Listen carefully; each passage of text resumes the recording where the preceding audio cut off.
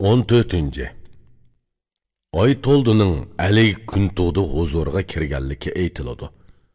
Aytoldi kirib, tizlanib Alikka ko'rindi. Uning yuzini ko'rib, Alikning ko'ngli ochildi. Alikka egildi va so'z ochdi. Uning so'zi Alikni xush qildi va o'zini so'yindi. Alikning Aytoldiga suoli. Alik aytdi: "Kimsan? Eting nima? Nereden keldin? Yurtun qayerda?" Aytoldi tamkinlik bilan so'z boshlab, oliyjanoblik bilan o'z so'zini bayon qildi. Tamkinlik, oliyjanoblik aqlning ishi. Aql farosatsiz kishilarning hammasi hayvondir. Buningga taqlidan shoir bu beytni aytdi. Biriga hojiting tushsa, oldirama, savr bilan ayt. İşqa aldirab kirishma, savr qilib kut. Aldirab qilingan ishlar keyin pushaymon bo'ladi. Har qanday ishda aldirama. Taqat qil, o'zingni tut. Qul taqat qilsa, baglik kamiriga erishadi. Aytoldining Alikka javobi. Aytoldi aytdi: "Ey davlatlik Alik, qulluq nomi xizmat bilan go'zallashadi. Nomim qul, xizmatkor. O'rnim ishq oldi. İşlerim adillik, odatim xizmatdir. Sana intilib uzun yo'l yurib keldim. Bugun orzuyim qenib tilekimga yetdim.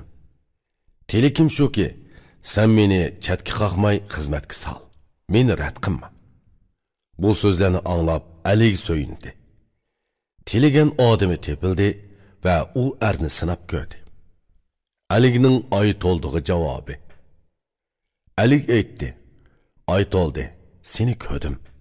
Chiroying va xulqing meni so'yindirdi. Sen o'z loyiqida sodiqlik bilan xizmat qil.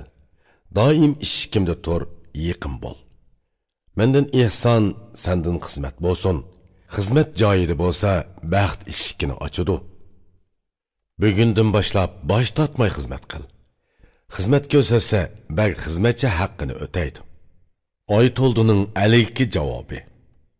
Aytoldi yer updi va shundoq dedi. Alik e'tibor bilan qarasa, davlat qo'l uzatadi. Men uyimdan chiqib xizmat qilishga keldim. Sana yuzlanib uzun yo'l yurdim. Xizmat qilish uchun Xudo kuch-quvvat bersin. Sening xizmatingda xato qilishdan saqlasin.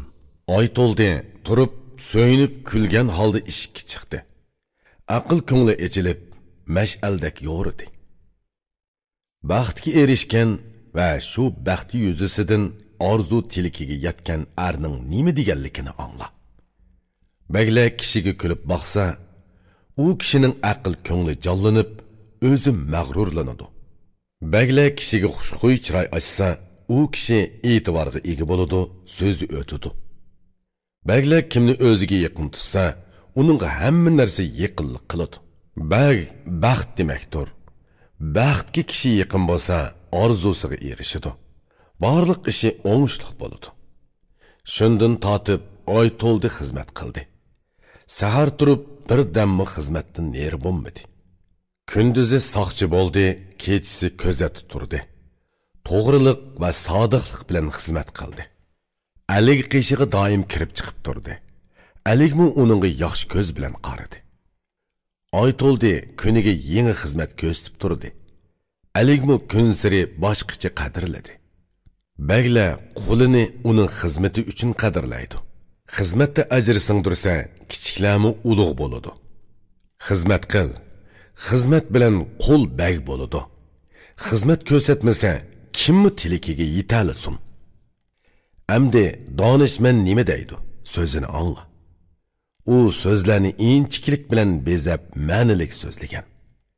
To'rga noloyiq kishi xizmat bilan to'rga erishadi. Yaramsiz yarab qolsimi, faqat pagog'il erishadi.